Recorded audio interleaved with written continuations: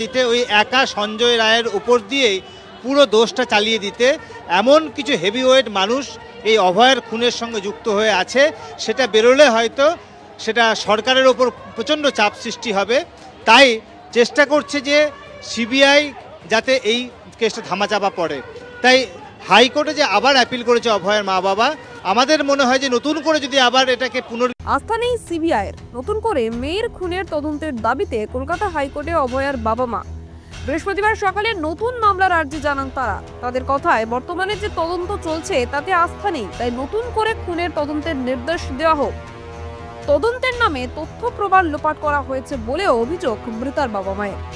August থেকে চর্চায় আরজি কর তরুণী চিকিৎসককে ধর্ষণ ও খুনের অভিযোগের প্রতিবাদে ফুঁসে উঠেছে গোটা বাংলা।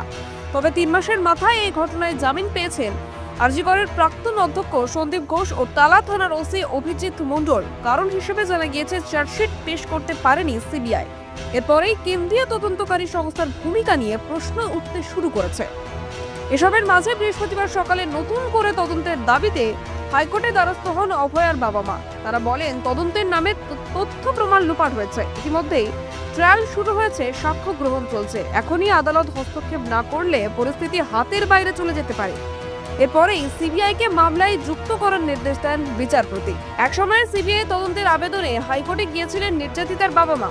এখন আবার তারাই সিবিআই তদন্তের অনাস্থা দেখাচ্ছেন জানিয়ে নানা প্রশ্ন উঠেছে। তাহলে কি অন্য কোনো শক্তি নির্যাতিতার বাবা মাকে সামনে রেখে আরজি কর কাণ্ডের মূল অভিযুক্ত সঞ্জয় রায়কে বাঁচানোর চেষ্টা করছে? এ নিয়ে প্রশ্ন তোলা হয়েছে তৃণমূলের তরফেও। দলের রাজ্য সাধারণ সম্পাদক কুণাল ঘোষ বলেন, কলকাতা পুলিশে আস্থা নেই, সিবিআইতে আস্থা নেই, হচ্ছেটা কি? এটা কি কোনো মহল বাবা মাকে সামনে রেখে সঞ্জয় রায়কে বাঁচানোর চেষ্টা করছে?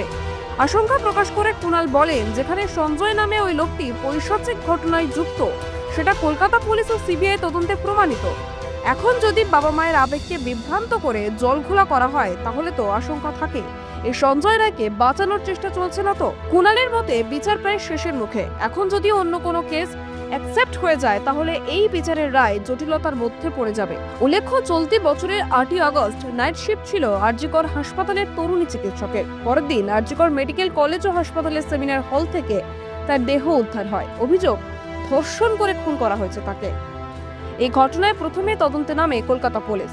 সঞ্জয় রায় নামে এক সিভিক ভলেন্টিয়ার্সকে গ্রেপ্তার করে। এরপর ধর্ষণ ও খুনের মামলায় জল গড়ায় কলকাতা হাইকোর্টে। সিবিআই ঘটনার তদন্তের দায়ভার পায়। আপনি দেখছেন কলকাতা দর্পণ। আমি সারিয়া। লাইক, কমেন্ট, সাবস্ক্রাইব করতে ভুলবেন না।